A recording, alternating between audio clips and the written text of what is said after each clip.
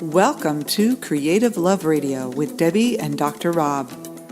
We are redefining relationships to guide you to greater love, more success, and living your purpose through the latest research in neuroscience, Jungian psychology, and Eastern wisdom. Get ready for another inspirational episode of Creative Love Radio. Hi, everyone. Welcome to Creative Love Radio on the video version. If you are listening to us on the podcast, go to YouTube and you will have a link to our YouTube page where you can actually see us live if you'd rather look at our pretty faces. But we thought we'd show you our a face to the voices here. And are you excited today, Rob, for our topic? I am. It's my favorite topic. Again, now this is really my favorite topic. How to be spiritual? How to be spiritual in the material world. Yes. And when you're a material girl. Yeah, because we all have bodies. That's how we exist in the world. And therefore, we have to understand that duality of, who am I? And this question came up a number of times on our Facebook posts. We just did a Facebook Live this week, and a lot of people were asking, like, how do I keep my spiritual life and my material life, and how do I work together to integrate them, and how do I keep focused on my spiritual life and not get caught up in the material? So that's what we're going to talk about today. And so the problem is that we have a spiritual life or an idea of spirituality in our life, and then we feel like we have to kind of reserve our meditation time or our visualization time or devotional time.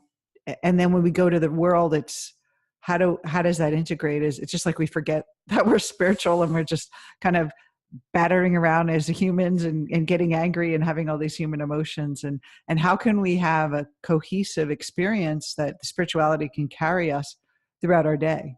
Right. I think a useful way to think about it and to talk about it is in context of career, because we all have to work. We all have to choose a career. And in Jungian spiritual psychology, the main idea is that we start to identify with a persona in our careers.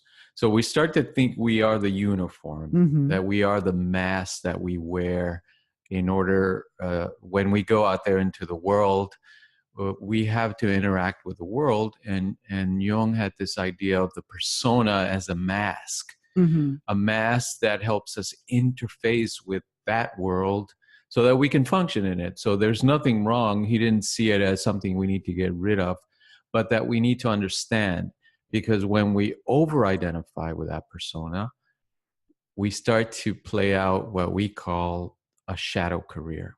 A shadow career means that we end up doing things that are contrary to our true nature, contrary to our calling and what we're meant to do in this world. So just to clarify too, this idea, the persona is driven by the ego, which a lot of people have heard the word ego. And the ego, in the way we teach, is not a bad thing. It's something that helped us survive. It's really the controller of our conditioning. We hear the word like our conditioning and our defense mechanisms and our coping mechanisms, we should say, rather than defenses. But so we have this kind of, we call it the survival kit that we go to life with, and the persona is part of that.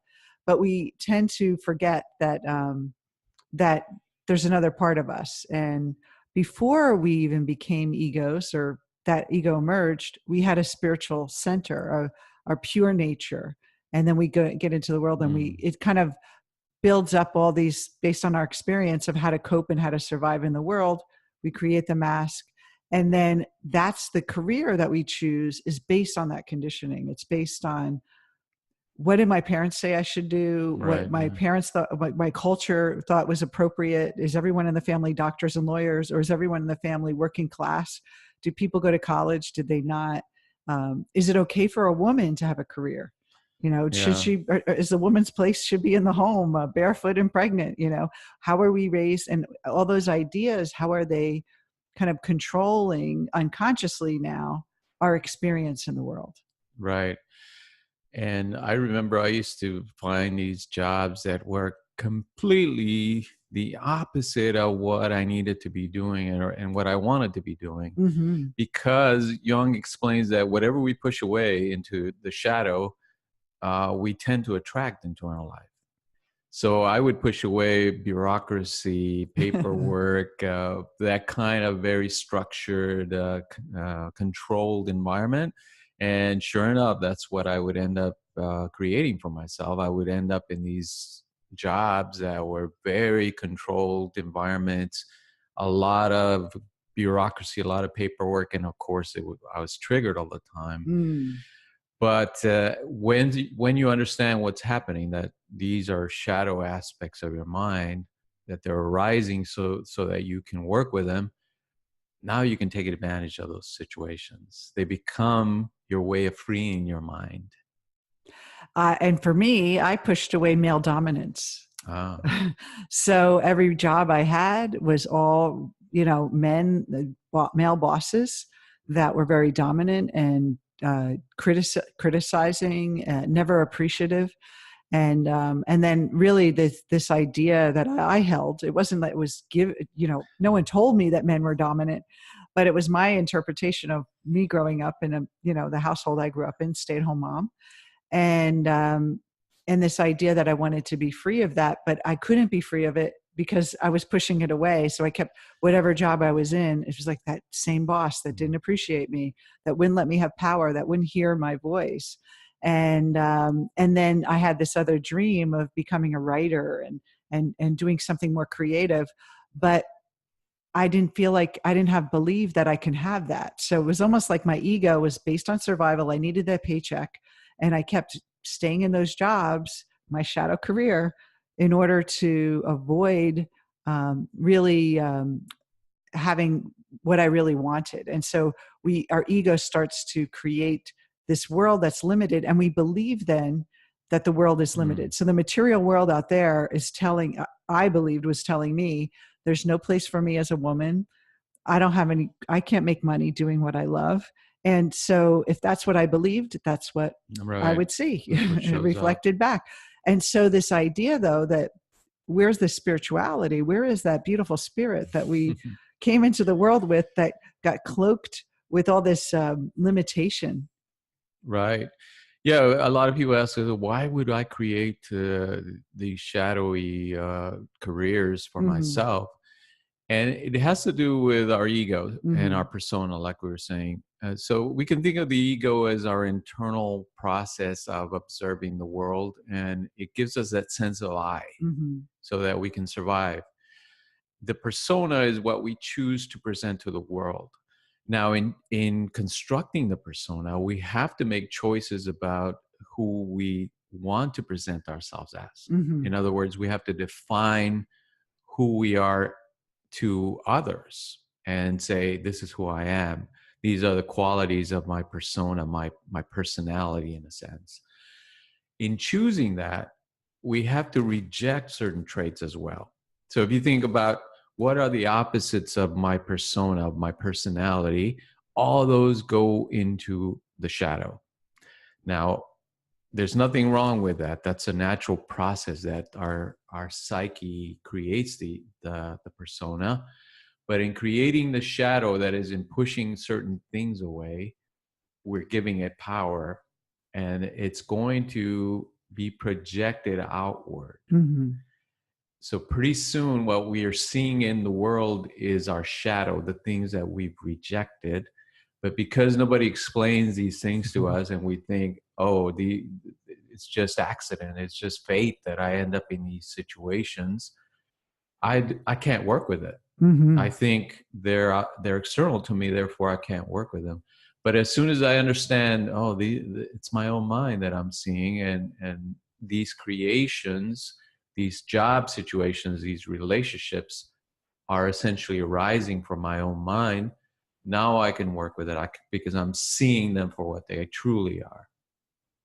And so the question was, how do we become spiritual in a material world? So we need to know what we're not, what's the ego. We need to understand the ego to understand our spiritual life.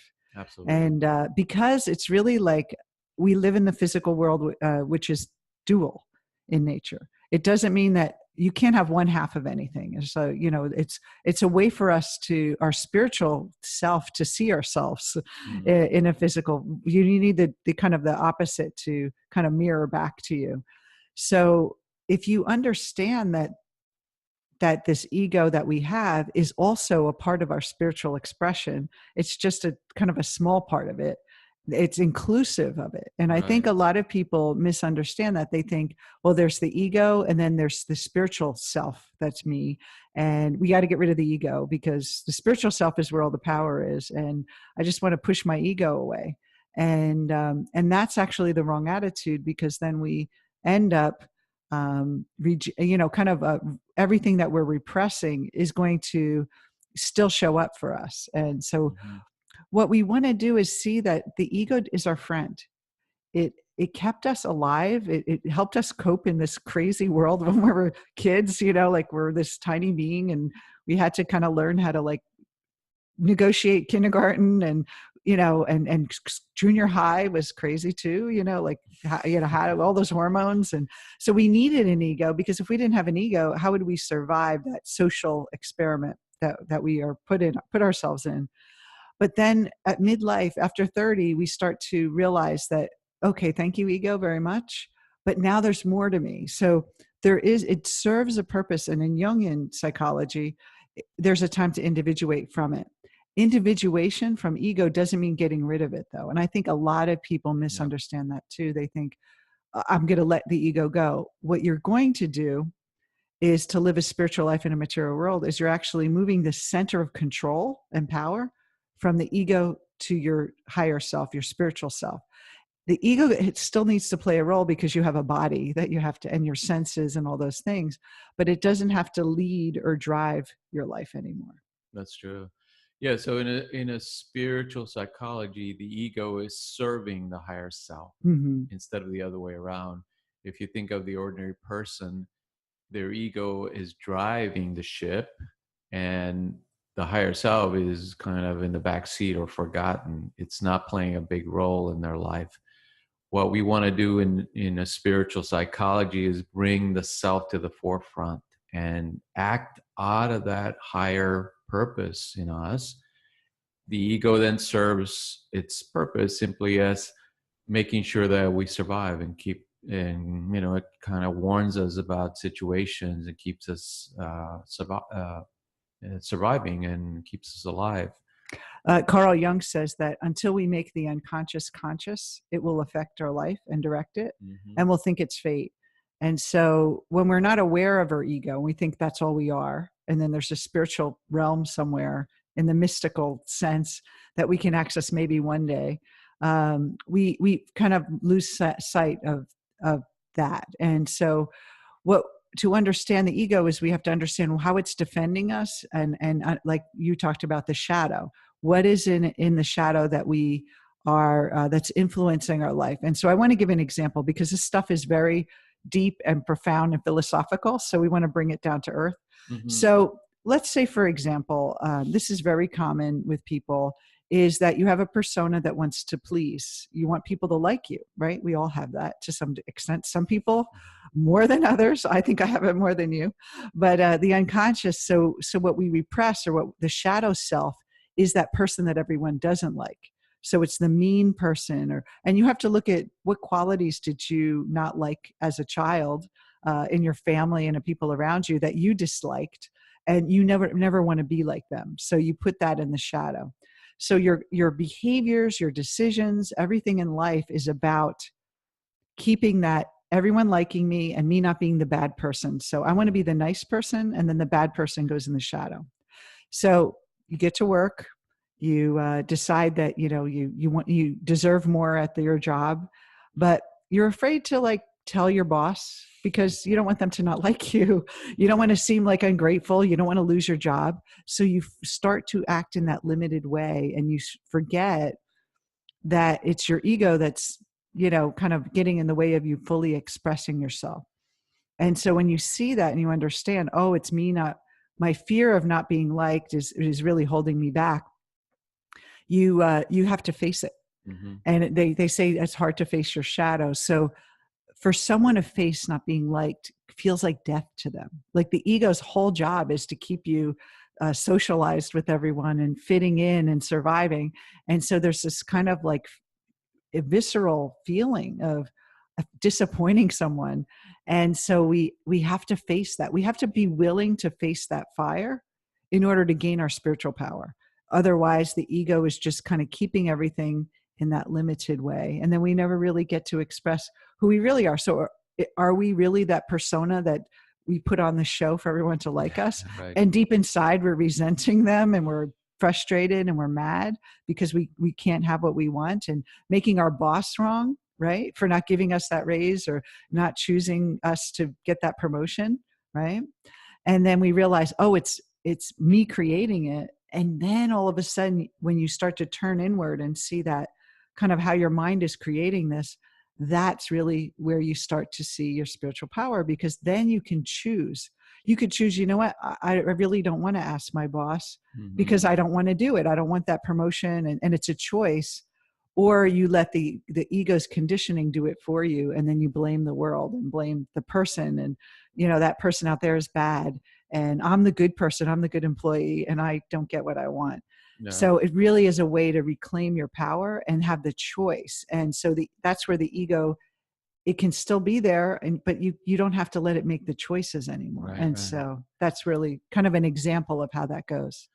Well, I remember my own experience when I would find myself in those triggered situations where I hated my job and I hated my supervisors and my bosses.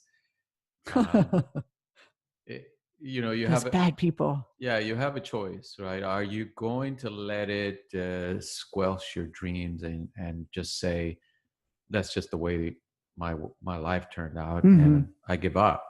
I'm just going to stick it out and survive this.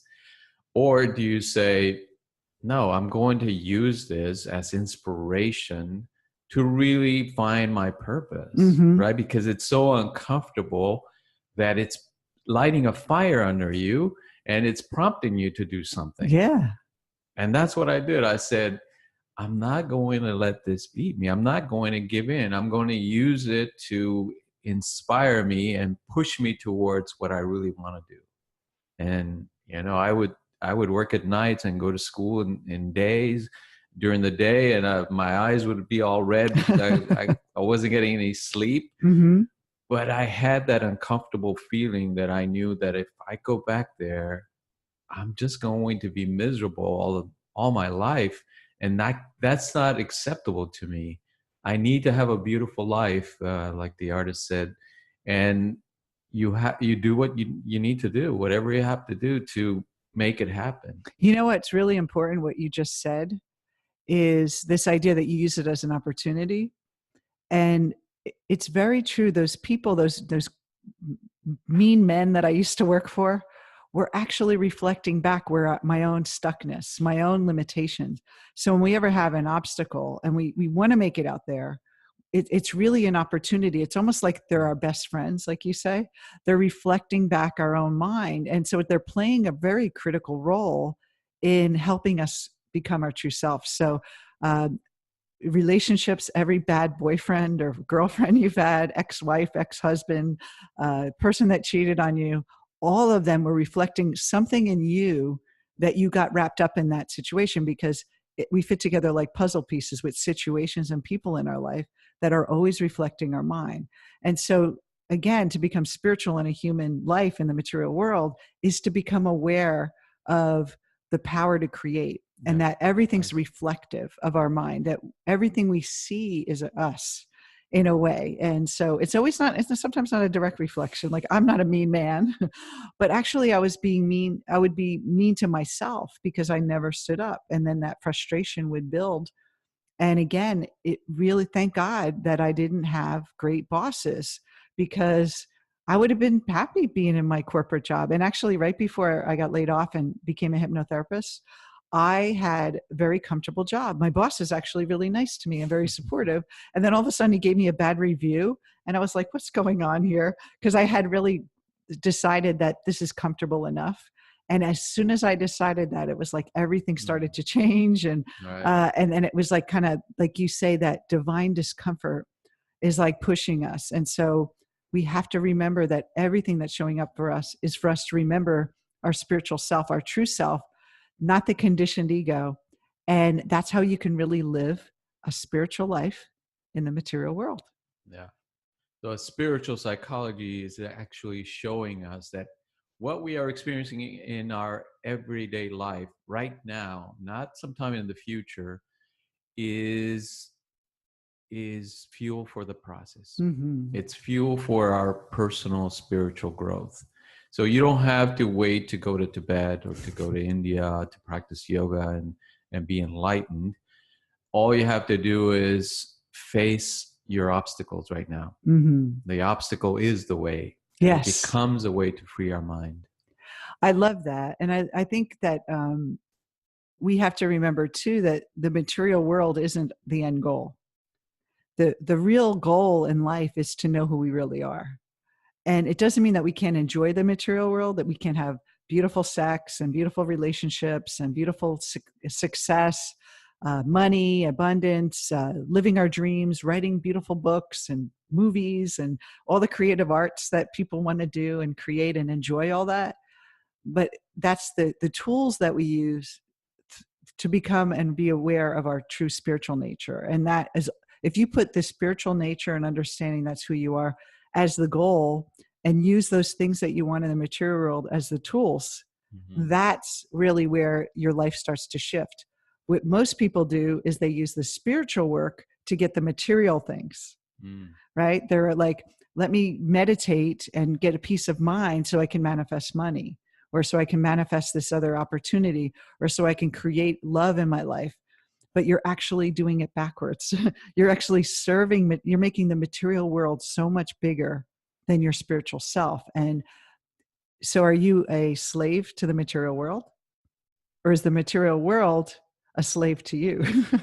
Not a slave in a way, but serving you. And so there's this old quote from the Bible is, you can't serve two gods, right? Don't have other God before me. And what that means is that we have to remember our true nature is spiritual above the material, but it doesn't mean we can't have, like, we don't have to denounce or renounce wealth or sex or love and all and delicious food, but it's putting it at its right place. Absolutely. That's it. So great topic today. Do you have any last words, or was that enough to get people going? And so the next obstacle that shows up in your life, say, what is this showing me about my mind? What is my persona want? What is my ego wanting? What is it attached to? And then look at the opposite. What is it afraid of? What is this bringing up? What fear is this obstacle bringing up that I don't want to face, that I want to push away? And then if you face that fear and realize that it's not real, you really kind of examine it. And if you understand yourself as a spiritual being that's unlimited, why would you be afraid of it? You start questioning the fear, and then that's really where you free your mind. Right. So we invite you to give us feedback and tell us what topics you'd like to hear more about. We'd love to hear from you and get some ideas. And thanks for tuning in. We appreciate your listening to us on our podcast and on these videos. So we'll see you next time. Yes. And visit us on Creative Love Community, our Facebook group, where you can ask us questions. And we'll be doing some Facebook Lives coming up. We'll announce those. So be sure to be in that group so you can get the latest and catch us live and interact with us and ask us questions. And we hope to see you soon. Take care. Much love. Bye-bye. You've been listening to Creative Love Radio with Debbie and Dr. Rob. For more information, visit us on our website at creativelove.com.